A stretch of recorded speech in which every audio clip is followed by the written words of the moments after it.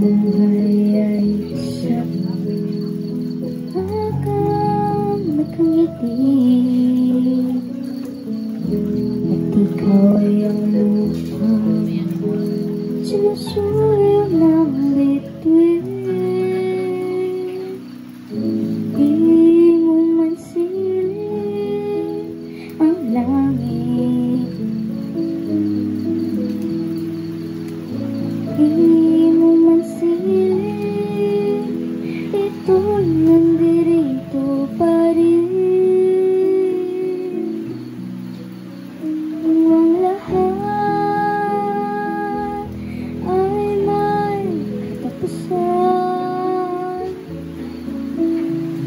Itong paglalakbay ay makakarating din sa paroroonan. At sa iyong paglisan, tanging pabaon ko ay pag-ibig.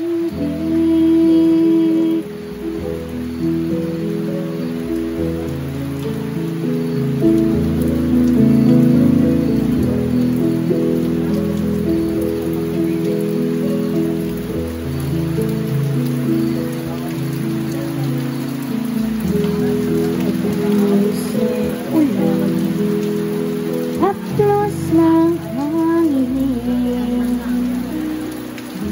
alaala mo ay nakaukit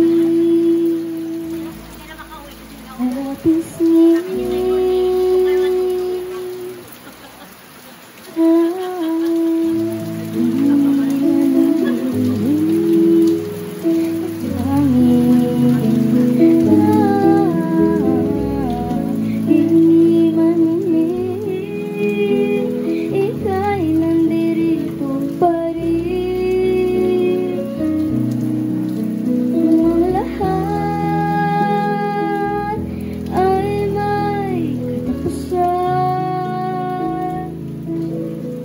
Itong paglalakbay ay makakarating din sa paroroonan.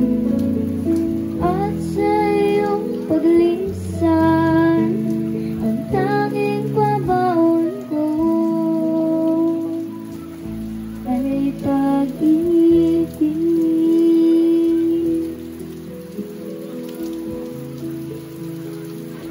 Okay.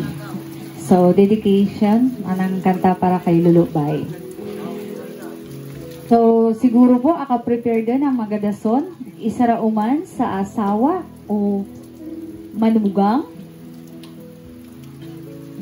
Ya, permita na nga saludo, kadaguli, at mamana ng katabid nga agbantay ka na nga tanayng babalsa mo. Ara iba, kundi si Papa Luisito Pabalan.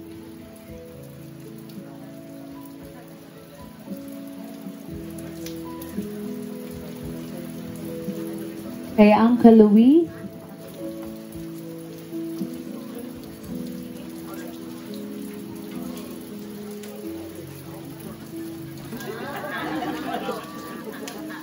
Uncle Louie Pabalan. Ako pa man wanted, pag matapos na digi wanted ako kuno.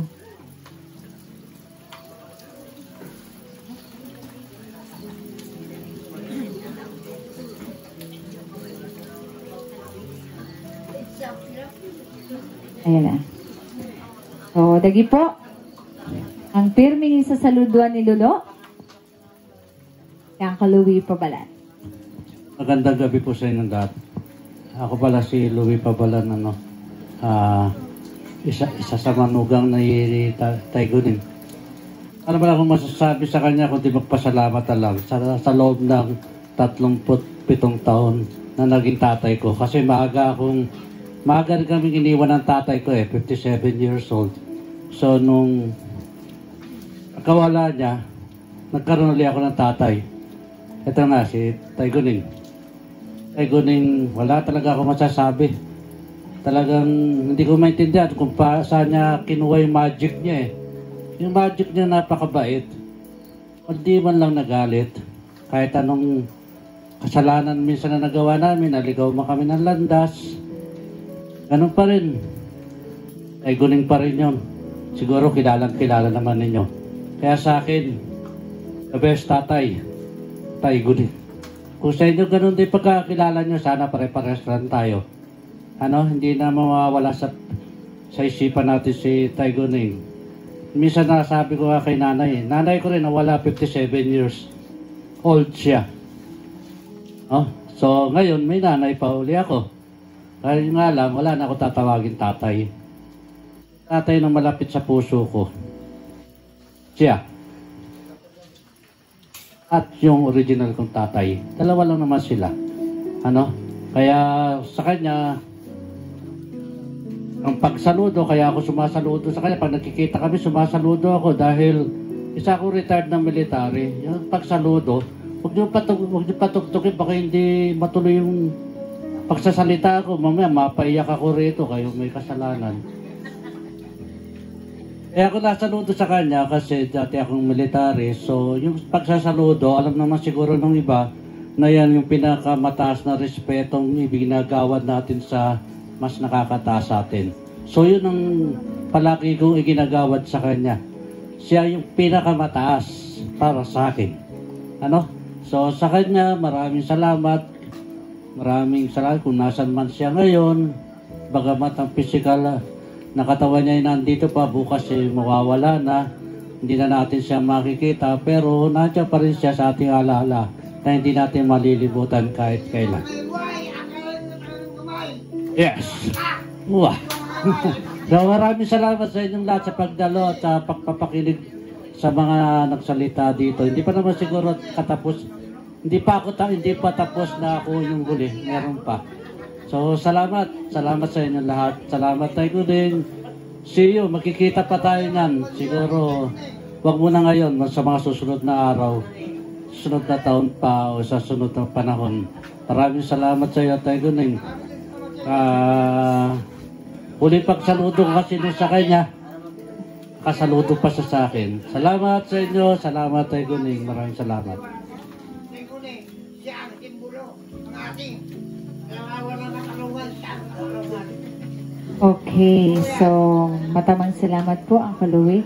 So dadi idadasanta anang isarang po na panganay nga bata nandang tililyan ig ang kaluwi ara iba kundi si Ivan.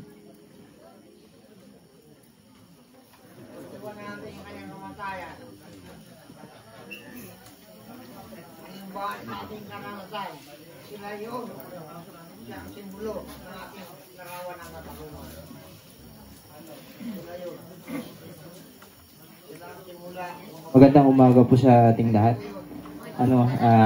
Magandang umaga na po kasi kinukontrata po kasi ako ng MC na dapat may iksi na lang daw kasi umaga na nga.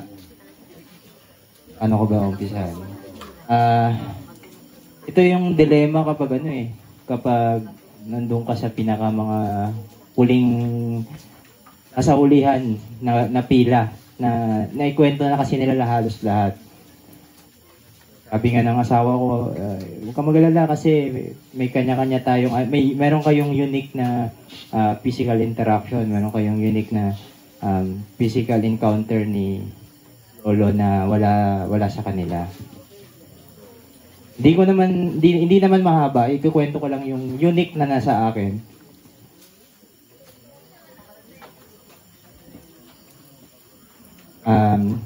Ito kasi, sabi kasi ni Lolo sa akin dati, meron kasing pangyayari na bata pa ako nun na parang iiyak ako tapos doon ko narinig yung sigaw niya na ang sabi niya sa akin, di ka tangis, sabi niya, di ba, huwag kang umiyak. Simula noon, pag bumibisita ako dito, hindi ko na naalala kung umiiyak ako dito Pero simula noon, hindi na ako umiyak. Kaya, ito, pipilitin ko na hindi ako iiyak. Kapag matuyo ay muta. Oo, tama. Pag luha ka ng luha, pag natuyo yan, muta. So, August 5 po, na matay si Lolo, ang birthday ko po ay August 6. Pareho po kami ni Auntie Milin. Hindi ko po alam kung magiging masaya po ako nun or hindi ko po alam kung paano ko isa-celebrate yung birthday ko nung nabalitaan ko yon. Pero pinilit ko na lang maging matatag kasi wala naman ako dito sa Palawan. Sa Manila po ako nun eh.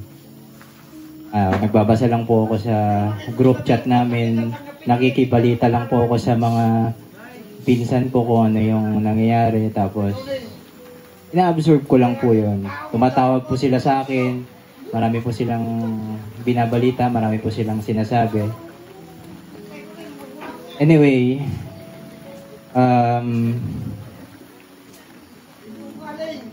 doon muna tayo sa masayang part. Nung 2023 kasi, meron kasi akong tricycle dyan sa labas. Ano yan eh. Nung hindi na siya kumikita, naisipan ko na ibenta yung tricycle. Sinabi ko na sa mga pinsan ko kailan ninyo na hanapan nyo ng buyer, benta na natin yung tricycle kasi hindi ko na rin mapakinabangan. 2023 yun. Tapos itong late 2024, parang December, nagkausap kami ni Lolo. Sabi niya sa akin, Ivan, sabi mo binibenta mo yung tricycle mo. May gustong bumili kaso lang hindi pera. Papalitan niya yan ng baka. Sabi ko, Lolo, wala akong problema sa akin. Ang tagal na ng tricycle na yan eh. Para, mas maganda nga kung baka para alagaan. Ang nakakatawa lang kasi, di tinanong ko sa kanya, kailan ba kayo nag-usap, Lo? Kailan kayo nag-usap na na ino-offer niya yung baka palitan ng tricycle? Sabi niya sa akin, mga 1 taon na. Sabi ni Lola, hindi 1 taon na, 1 kalahating taon na. Kinorek pa siya. Sabi ko, gano'n na katagal.